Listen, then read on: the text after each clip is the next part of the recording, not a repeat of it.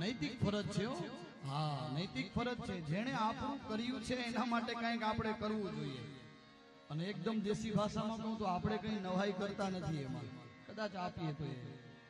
એટલે મારું કરબદ્ધ નમ્ર નિવેદન, જો હું તો અહીંયાથી હવે કાલ સાંજે નીકળી જવાનું, આ ગામ મારું ગામ જ રહેવાનું ભાઈ. આ પ્રેમ ભાવ એકતા ખરેખરથી હું કાલે પણ બોલ્યો ને કે એટલું બધું શાંતિથી તમે કથા સાંભળો છો ને, મને આનંદ આવે છે. એટલે કાલે જેમ રામ જન્મ વખતે કીધું તું કે તમે જ્યારે અયોધ્યા ક્યારેક જાઓ અથવા રામના ફોટા સામે જ્યારે દર્શન કરો ત્યારે રામની સામે નજર મળાવી શકો ને, એવું બટન કાલે દબાવજો. ફરી કહું છું કે ભાઈ હું કોઈ રાજકીય ક્ષેત્રનો માણસ નથી, હું તો એક બ્રાહ્મણ છું. અને પણ જેણે આપણું કર્યું છે, કાંઈક કરી આપ્યું છે, એના માટે કાંઈક કરજો. કરી આપ્યું છે એ તો પાકું છે ને? હા કે ના એટલું તો કયો. કરી આપ્યું છે કે નહીં? હા, જરા જોરથી કયો તો મને ખબર પડે ને. બધું આ હું બોલું એ દોણામાં જાય બધું. તો કાલે રામજીને યાદ રાખી આ જગ્યાનું બાંધકામ સરસ આ ઓળો સમાજ જોતો ખરા હતો ત્યારે કેવું આપજો, ખોબે ને ખોબે આપજો. અને હું તો તમને એમ કહું, એ એટલું તમે કરશો ને તો હજુ પણ એ કઈક બીજું સારું આપણા ગામમાં કરશે. એ એટલું હું કહેતો જાઉં છું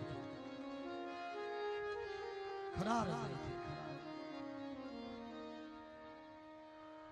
અને ભગવાનની શરણમાં બધા આવી ગયા છે. પ્રિય ભાગવતજી એવું કહે છે, વાલા શ્રોતાજનો, કે 7 દિવસ સુધી ભગવાને ગિરિરાજને ધારણ કર્યો છે. હવે 7 દિવસ કાંઈ ત્યાં જમવાનું નતું, જમણવેર નથી ત્યાં. આપણે તો ક્યારેક બે ટક છે, અને બપોરે તો ધુમાડા બંધ. ખરેખર થયો અવળું. મેં કીધું ને, 9 દાયકાનું બાકી રહેલું કાર્ય 9 દિવસમાં પરિપૂર્ણ કરવું. ખુશામતની વાત નથી કરતો, એ મોખાણું ગામ જ કરી શકે.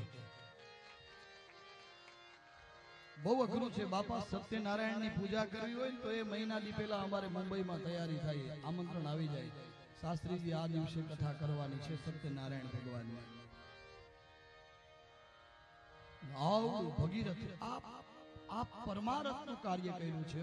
આવડું પદાર્થ કરવું એટલે કે સહેલું છે, પણ બધા જ ગ્રામજનો એકજૂટ થઈ અને કરી રહ્યા છે. નાનું મોટું બધા યોગદાન આપ્યું છે. કીડીને કણ ને હાથીને મણ જેવું કહેવાય ને એવું બધાએ ભાવથી કર્યું છે. અને એ જેવી રીતે તમે આ ભાગવતજીની કથા અહીંયા ભાવથી બેસાડી, અને કદાચ મેં જો આ ભાવથી કરી હોય તો આ ગામની એકતા આવીને આવી જાળવી રાખજો. એવું એક આ બ્રાહ્મણ તમારી પાસે માંગીને જાય છે.